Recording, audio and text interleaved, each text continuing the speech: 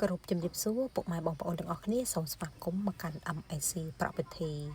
ផ្ទះវិឡាទិរមួយជួនដែលដាក់លក់ស្អាតណាស់ពុកម៉ែបងប្អូនទាំងអស់គ្នានេះជាទិដ្ឋភាពនៅខាងមុខចំណតឡានហ្នឹងគឺសល់ធំទូលាយមានកញ្ចុះមានដើមឈើហើយក្រាលការឡានឹងពេញតែម្ដងនេះទិដ្ឋភាពនៅខាងមុខស្អាតថ្មីហើយពុកម៉ែបងប្អូនណាដែលស្រឡាញ់ពណ៌បែបអញ្ចឹងណាសម្រាប់ admin គឺស្រឡាញ់តែម្ដងពណ៌មាន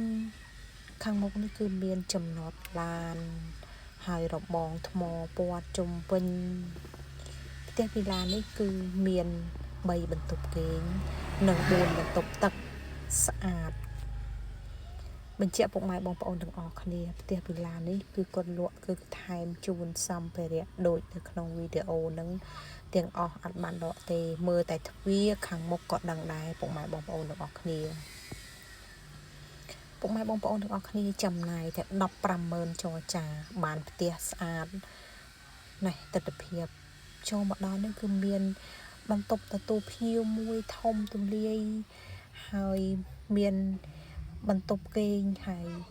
ក្រែនៅក្នុងបន្ទប់នីមួយៗហ្នឹងបញ្ជាក់ម្ដងទៀតគឺអត់បានដកទេគឺថែមជូនទាំងអស់តែម្ដងគ្រប់បន្ទប់គឺមានបង្អួចច្រើនពន្លឺនោះគឺចេញចូលគ្រប់គ្រាន់នេះបន្ទប់ទី2ក៏ស្អាតដូចគ្នាដែរពុកម៉ែបងប្អូនទាំងអស់គ្នាវីដេអូរឿងវែងបន្តិចគឺលំអិតច្បាស់ជូនតែម្ដងនេះបន្ទប់មេគ្រួសារ